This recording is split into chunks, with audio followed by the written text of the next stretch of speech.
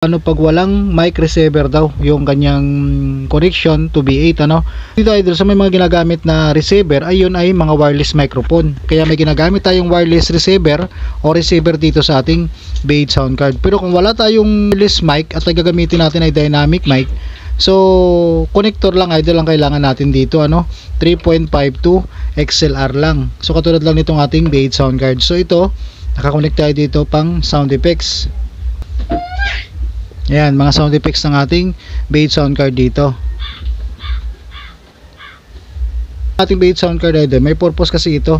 Kung ito bang ating B8 sound card, gagamitin natin sa ating pang music o pang drive dito sa ating mixer. Tapos, mayroon naman na pwede natin ito gamitin, lalo pang microphone effects lang sa ating mixer. So, dito, magiging dalawa ang connection natin dito na maipakita, ano? Dahil pag ang ating B8 sound card gagamitin natin sa ating microphone, so magiging iba yung ating setup dito at yung magdadrive siya sa ating music. Pero ang purpose ng ating B8 idol, pang microphone lang, ito lang gagamitin natin. Ito, 3.5 to 6.35. So dito, mamili lang tayo dito ng channel na gagamitin natin ng B8 sound card. So halimbawa, channel 4 naman ang gagamitin natin dito. Line input. So PL kasi yung ginagamit natin dito, kaya PL or line input tayo gagamit. Ayan. Yung 3.5 sa headset output ng ating B8 sound card. So ito ngayon ang gagamitin natin ng connector. Ito. Ayan. 3.52 XLR. Ito yung sa ating pang microphone. Dynamic mic ang gagamitin natin dito idol. Dito sa ating B8 sound card no. Walang receiver tayong gagamitin dito dahil hindi naman to wireless microphone ang gagamitin natin dito sa ating B8 sound card. So yung 3.5 dito sa microphone input, mic 1, mic 2. Mamili na lang tayo dyan. Ito ang i-connect natin sa ating dynamic mic, itong XLR na to. So itong ating microphone mga idol, ayan, dumaan na sa ating B8 sound card ano. So yung music natin dito, ito, naka-bluetooth naman tayo. Ayan yung ating cellphone. So itong volume ng ating music. Ayan. So, mas maganda bukod yung ating microphone at saka sound dito, ano? Ayan.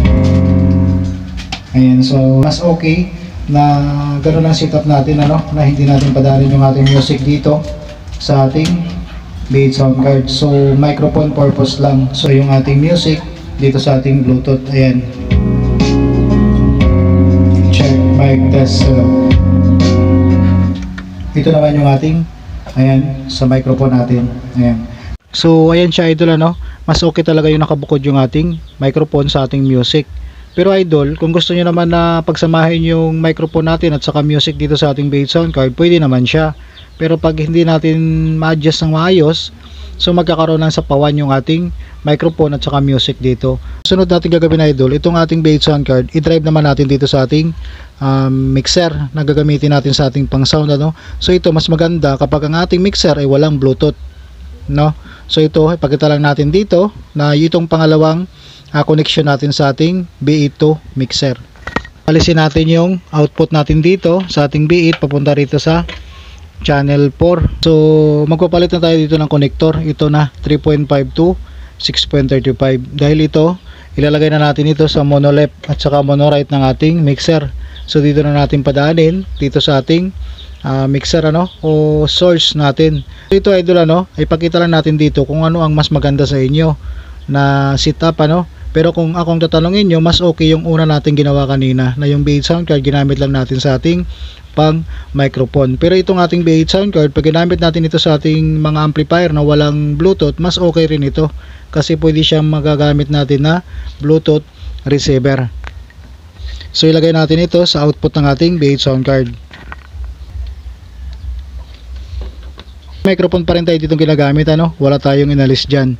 So dito pa rin sa ating B8 mic test. Ito yung ating microphone ulit idol ano. So naka-dynamic microphone tayo dito sa ating mixer. Ayan.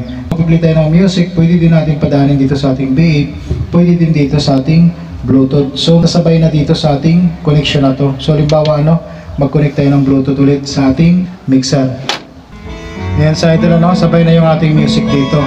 Ayan. So kung napapansin nyo, medyo malakas yung ating music, ano. Pwede naman natin siya babaan dito sa ating Bluetooth volume, pero mas okay pa rin talaga idol yung una natin ginawa kanina. So i-play natin ulit, ano. Mas malakas yung ating music dyan dahil na lang ang control nitong ating music dito at saka microphone, dahil dito tayo naka mic input o naka input yung ating DH sound card. So isang channel lang kasi yan yung ating Bluetooth at saka dito sa monolip at saka mono-right. So i-play natin ulit. Pinanahan natin itong volume, pati yung microphone natin, ayan, nadadamay. So hindi katulad kanina yung una nating ginawa. Pero kung pang music lang, wala nang kasamang microphone, mas okay yung ganitong setup din. Lalo pag ang ating mixer ay walang Bluetooth.